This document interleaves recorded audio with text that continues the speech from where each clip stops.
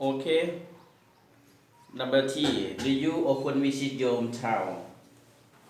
You have to use I sometimes visit my hometown. I often visit my hometown, or I usually visit my hometown. You have to answer like this. โอเคหมายถึงว่าเจ้าได้ไปเยี่ยมยามมันเกิดเมืองนนท์ของเจ้าเรื่อยๆวะเนาะ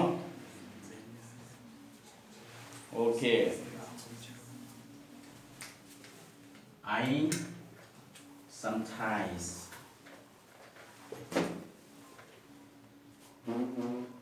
visit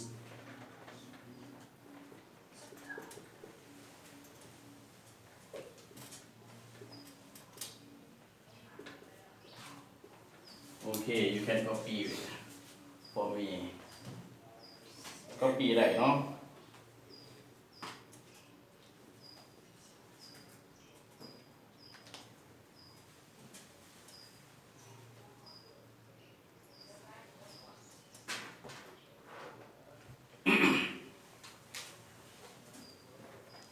You can use I always I often เสียงตัวนี้เนาะ often เนาะหรือเนาะ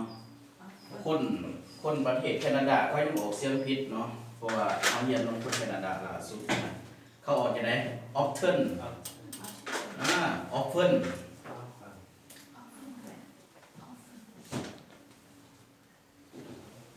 บิดปิดเนาะ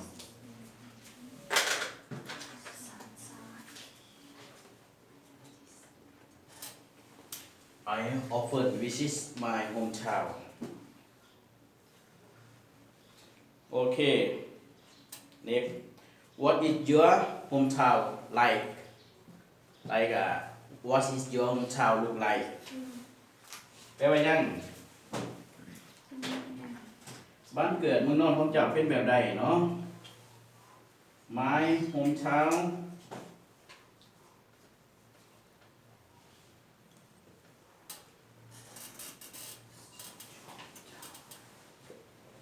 is very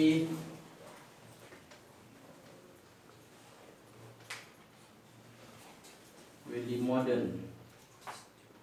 ทันสมัย My hometown is very old My hometown is very big You have to answer like this ตอบแบบนี้เนาะวิธีตอบบ้านเกิดเมืองนอนของเจ้าเป็นแบบใด My hometown is very cold บ้านเกิดของเคยหนาวอะไรก็ได้ Yes ได้เนาะ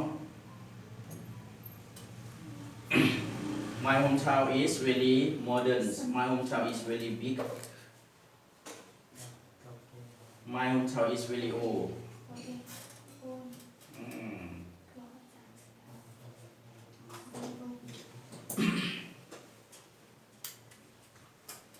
Okay you can copy me but you have to set the terms เนาะ copy อ้ายแต่ว่าผู้น้องต้องเปลี่ยนคำศัพท์อยากใส่ตัวใดนะมันทันสมัยที่สุดส่วนนะมันเก่าแก่ที่สุด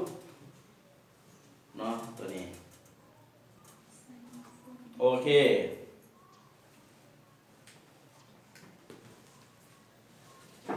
After that I give you about 10 minutes practice with your partner ให้10 นาทีเนาะเพื่อกับหมู่ผมDon't take your what is the oldest place in your hometown สถานที่เก่าแก่ที่สุดในบ้านเกิดเมืองนนท์ของเจ้าแม่นหยังโอเค I will give you the example Talo Stupa is the oldest place in my hometown ถาดหลวงโอ้มาเกิดเมื่อเนาะบ่ได้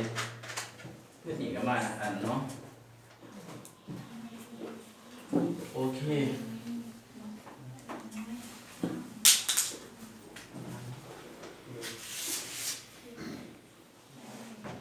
ถาดหลวงสตูปา is สบายดีอาจารย์ โอเคเดี๋ยว เป็นไงอ่ะเข้าในเหรอ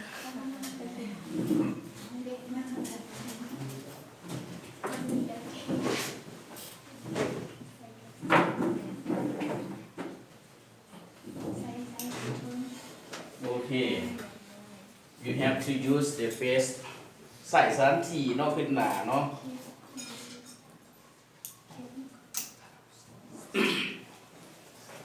มาซา Talo Stupa is the oldest is my hometown I give you the example I suppose I live in Vientiane the Talo Stupa is the oldest สมมุติเนาะสมมุติว่าไอเป็นคนนครหลวงจันทร์ไอว่าธาตุหลวงเป็นสถานที่เก่าแก่แต่ละคนเอาสถานที่รายการอินโดพะบาว you have to take เชียงทอง temple is the oldest in your hometown เนาะ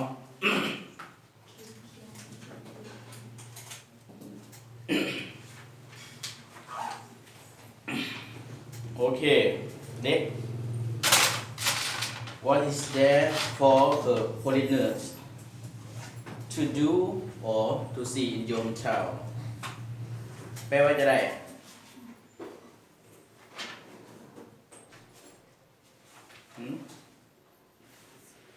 ภาษาลาวเขาว่าจะได้ Mr. คำขาว can you answer this question can you translate it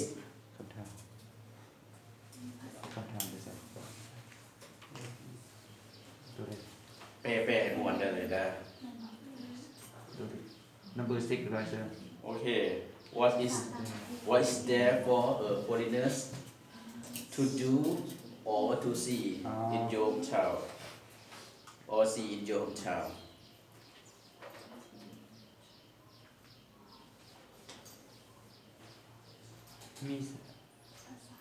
มีคนต่างประเทศที่มักเฮ็ดหยังแดอยู่ในมักเฮ็ดหยังหรือว่ามักไปเบิ่งหยังอยู่ในอยู่ว่าโฮมทาวน์อยู่ในบ้านเกิดของเจ้าหั้นนะคนต่างประเทศหั้นนะเขามักไปเฮ็ดหยังได้ว่าเขามักไปเยี่ยมยามไปท่องเที่ยว อย่างแรก Okay I will translate for you มีหยังแน่สำหรับให้ต่างประเทศเฮ็ดและเที่ยวชมในวันเกิดวันนนของเจ้าโอเคเนาะคำตอบที่ดีที่สุดแบบนี้เนาะมีหยังแน่สำหรับให้ต่างประเทศเฮ็ดและเที่ยวชมในวันเกิดวันนนของเจ้า โอเค like you can join the villager do something in your hometown เห็นบอกเขาว่ามีกิจกรรมบางบ้านเนาะต่างประเทศสามารถไปหยังไปดำน้ำอย่างต่างๆนะท่านแล้วเขาว่ามีอย่างแน่ที่จะให้ต่างประเทศเฮ็ดแต่ให้เที่ยวส้มมีอย่างแน่คือตัวอย่างว่า ตำเข้า มีอย่างต่างๆเนาะที่ว่ามันเป็นหินของประเพณีโอเคnext how could your hometown be in full ตอบว่าจะได้ตัวนี้ตอบว่าจะได้ how could your hometown be in full แปลว่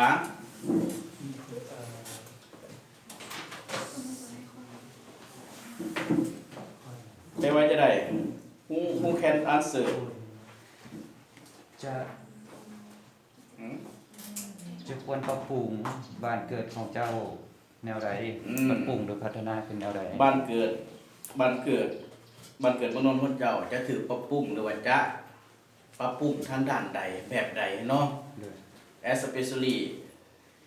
it will be improved about education or structure of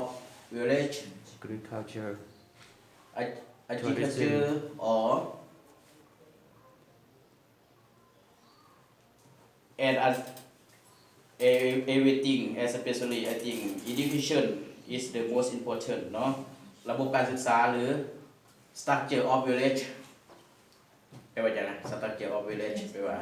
โครงสร้างพื้นฐานของบ้านเนาะพื้นฐานของบ้าน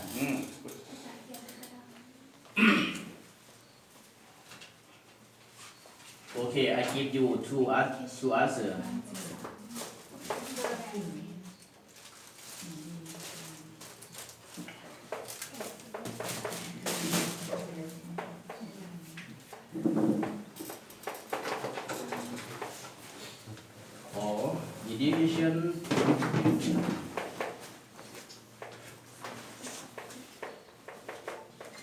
system ระบบการศึกษาเนาะโอเค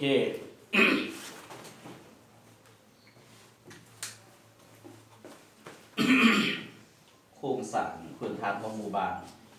อันนี้เขาเรียกว่าระบบการศึกษาโอเคเน็ต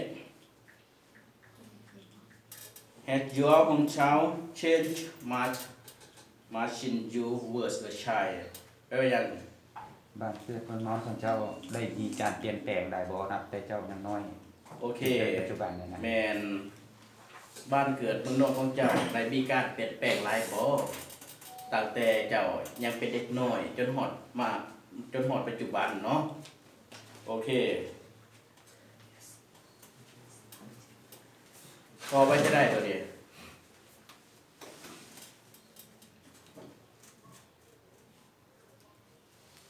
โอเคตัวนี้เป็นเข้าว่าคำถามที่ยากเลยเนาะ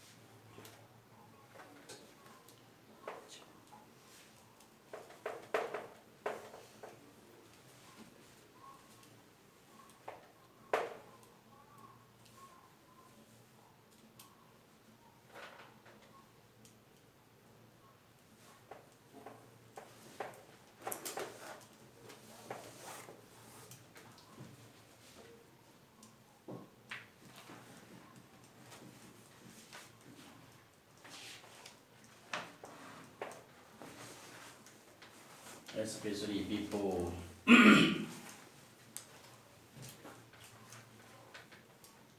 นาหลายเนาะ ตัวนี้เป็นว่าเน้นนาเด้อ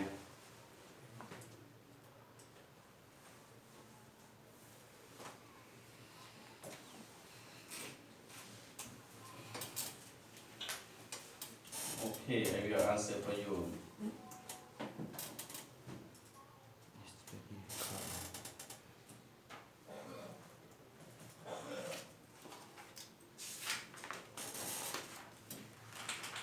บ้านเกิดเมืองนอนมีข่อยนะมีการเปลี่ยนลายเนาะตั้งแต่ข่อยเป็นเด็กหน่อยโดยเฉพาะแมนปัจจุบันนี้เนาะ all now all right now people is my hometown is really crowded really crowds แต่ว่าเด่นหน้าลายเนาะกฎหมายเนาะโอเค is there good public transportations in your hometown แปลว่าหยัง มี การคมนาค ใน ม การ เนาะ คมนาคมและการสัญจร แปล เค ว่าย หยัง ดีบ่ใน มีการคมนาคมขน ข ส่ง นส่ง ดี ดี บ่ บ่ ในบ้าน ใน เกิดเมืองนอน บ้านเกิด เจ้า เมืองนอนของเจ้า โอเคมีแต่ตัวนี้ต่อไว้จะได้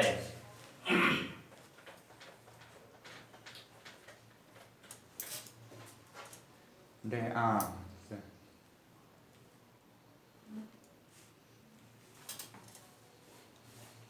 ตอบสั้นๆกันเนาะ is Yes. very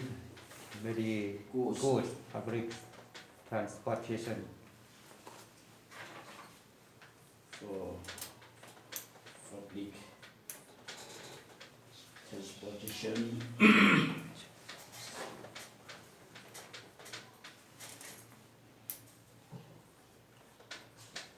in my hometown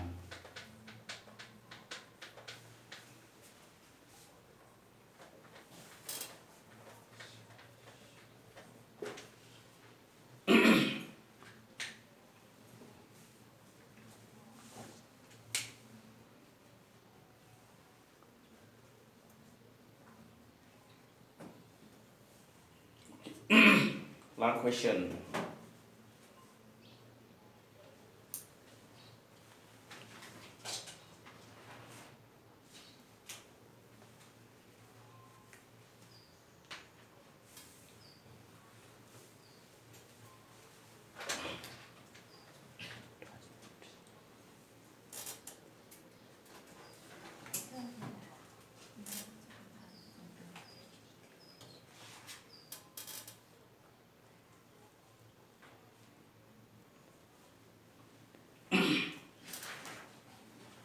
ชื่อไว้เดี๋ยวหลังจากฟ้อนี่นะ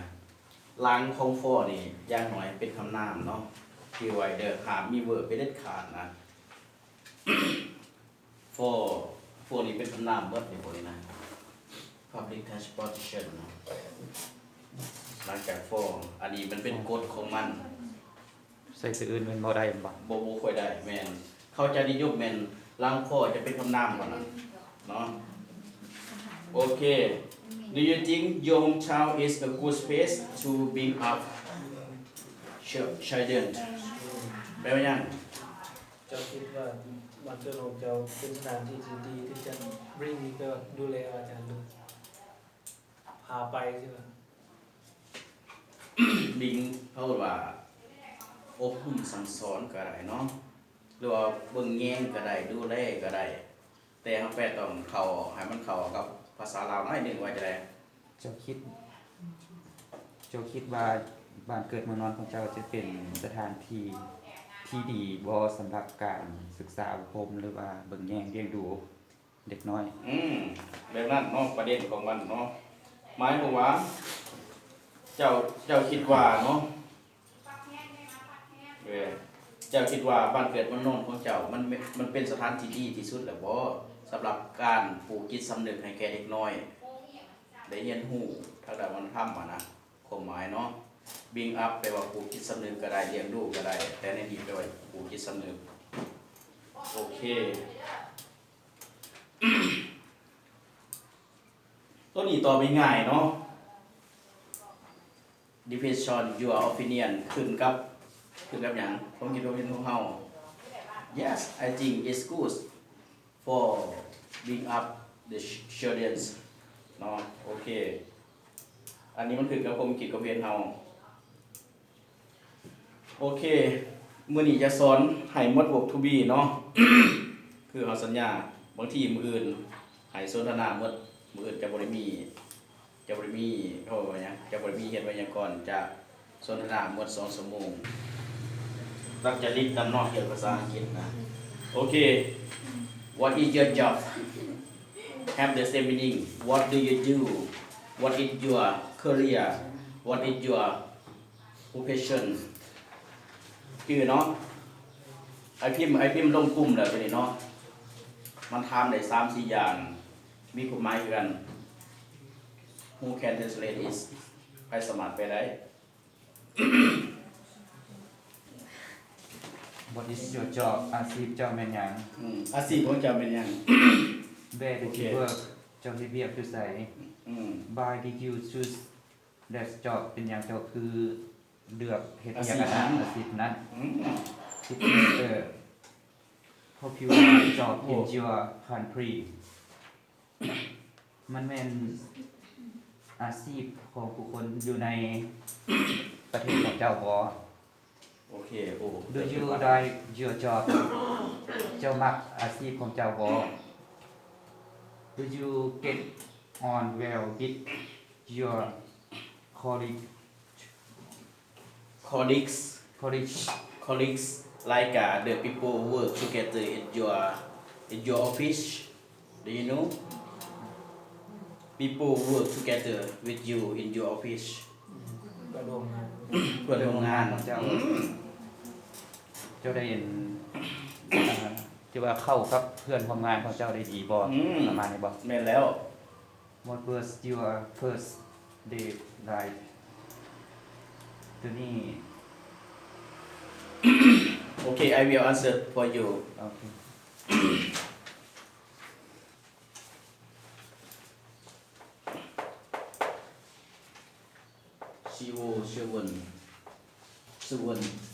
servant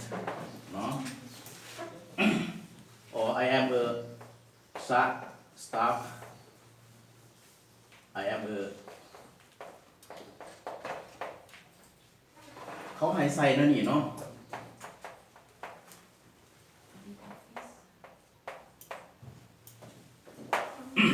I am a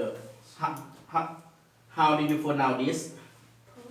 police officer ฮะ police officer police officer Per- police officer เนาะอย่าไปเอาว่า police เนาะ police บ่มี police officer police อายภาคมาเลยเนาะหลังจากไอ้ออกก็ปีเขาเจ้าอะครับว่าก็ปีเขาเจ้าจังฟังออกเลยเนาะเนื่องจากว่าเขาออกเสียงบ่ถูกมันบ่มีในภาษาอังกฤษนะ police เฮาแหละไปออกเสียงมันลึงแล้วเนาะแต่จริง police officer ออกเสียงเนาะเจ้าหน้าที่ตำรวจทั้งหมดนี่นะอันนี้ก็ไปว่าพนักงานนะแปลนั่นน่ะ officer พนักงานทั่วไปแต่ในนี่เจ้าหน้าที่ตำรวจก็แปล civil servant แปลว่าไปงานราชการเนาะตัวนี้นะไปงานรัฐนะ civil servant Okay where do you work do you know I work you have to use the pace เนาะบวกกับสถานที่ I work I work in at in or as at หยัง hospital I ซื่อ work ๆบ่ว่าจ้ะ I work in hospital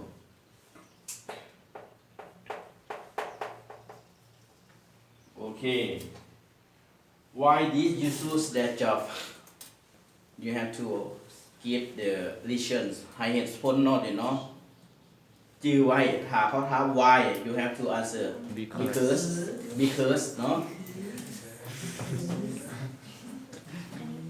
because I love จะเขียนอยู่ใส่ I love it เนาะเพราะว่าคอยมักมันbecause I love it อืม because I enjoy it ตัวนี้อายจะบอกขึ้นใหม่อีกเนาะเลยเนาะพยายามใส่แบบกระทำหักเนาะเขาอ่านไว้จะไหนนี่ it is insist เนาะ insist แต่ว่าเขาสามารถย่อได้น้อยกว่านี้ก็คือ it จื้อบ่ it sits เออ it sits sit sit อันนี้แม่นภาษาที่เขาใส่กันในแท้เนาะ sit She's hot today ไอใส่ตามต่างประเทศแล้วตัวนี้นะหลังจากคนต่างประเทศให้เจ้ามาสอนวิธีว่าการทันเสียงนะการควบเสียงเข้ากันนะตัวนี้นะที่ว่าเฮาเรียนน้ำต่างประเทศวัง2-3 เดือนก่อนนะใส่กับต่างประเทศได้แท้เนาะเฮาคิดว่าเขาเจ้าคนควบมันก็แม่นจริงว่าเฮาว่านะลองไปใส่ She's hot today ถามเขาเจ้า She's hot today เขาเจ้าเข้าใจได้มันฮ้อนว่ามื้อนี้นะเฮาถามShe's hot today มาควบตัวนี้นะสุว่าเฮาอ่านแบบควบกันอันนี้นะ She's hot today เนาะถ้าอ่านตัวยาวๆไว้จังได๋ Is this เนาะ Is this hot today เห็นบ่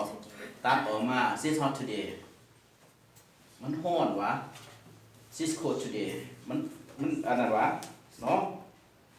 พยายามใส่เฮาอยากให้ใส่ตัวนี้หลายกว่าโอเค She's ฟุฟุลา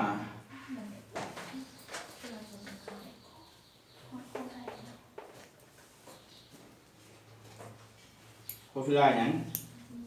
job in my country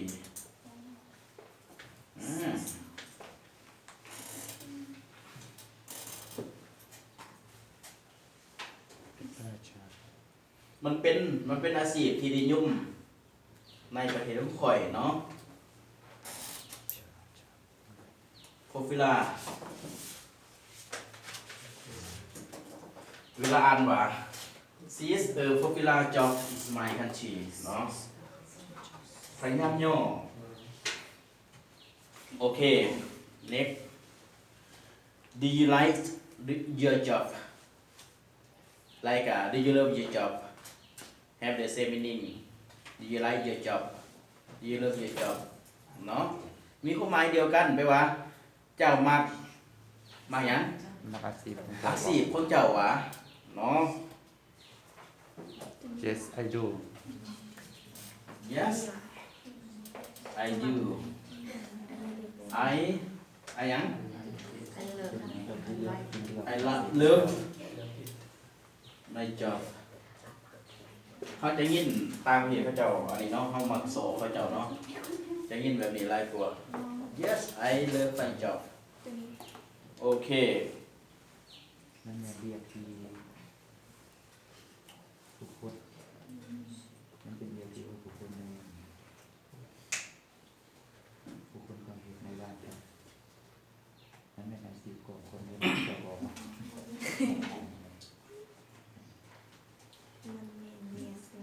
นอาชีพทุกคนในบ้าน Next คนในบ้านครับ Did you get on well with your colleagues ส่วนมากอาชีพ Do you know colleagues เพื่อนร่วมงาน เจ้าเข้าได้ดีกับเพื่อนร่วมงานของเจ้าหวะหมายเพราะว่าบอกในมุมหนึ่งว่าเจ้าถือกับพวกเจ้าอยู่หวะความหมายเนาะเจ้าบริพิตกันหวะประมาณนี้ เจ้าเข้าได้ดีกับเพื่อนร่วมงานของเจ้าบ่ เขา เนาะ เพื่อนทำงานได้ดีบ่ ผิดกันเสมอสีกัน โอเคลืมได้บ่ตัวนี้ ได้ฮะ เดี๋ยวหน่อยก็ย่างลืมย่างลืมทำไอ้จานลืมรอดสิว่าไอ้เขียนเองลืมเองเถอะว่าอันนั้นน่ะค่อยเข้าได้ดีว่าจังไดไอ้ โอเค ตอบแบบสักอันนั้นว่าเนาะสุภาพเนาะ การที่ว่าตอบครบอันคือว่า ภาษาอังกฤษคือว่าเขาตอบให้สุภาพเลย Yes I do I get on well with my มือเท่านี้ของการเรียนการ มาหยัง เดี๋ยวถ่ายนะ อาจารย์ก็มีคอย ตัวนี้เนาะออกคอลิกเนาะคอลิก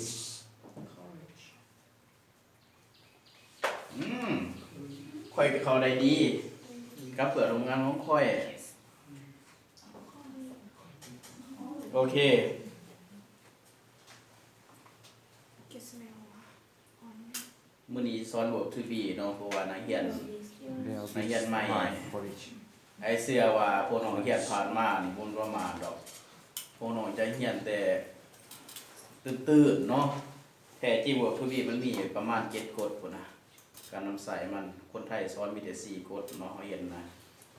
แต่เขาจะสอน7กฎ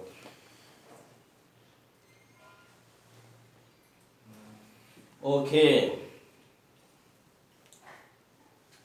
What was your first day like แปลว่ายัง What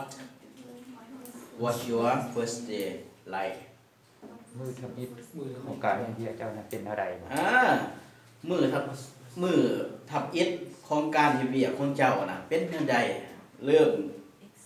เฮ็ดเวียกเป็นแบบใด อายทำทราย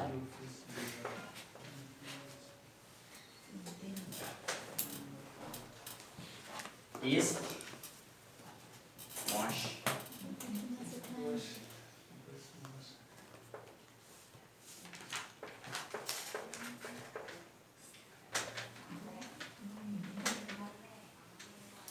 มันสุดยอดเนาะ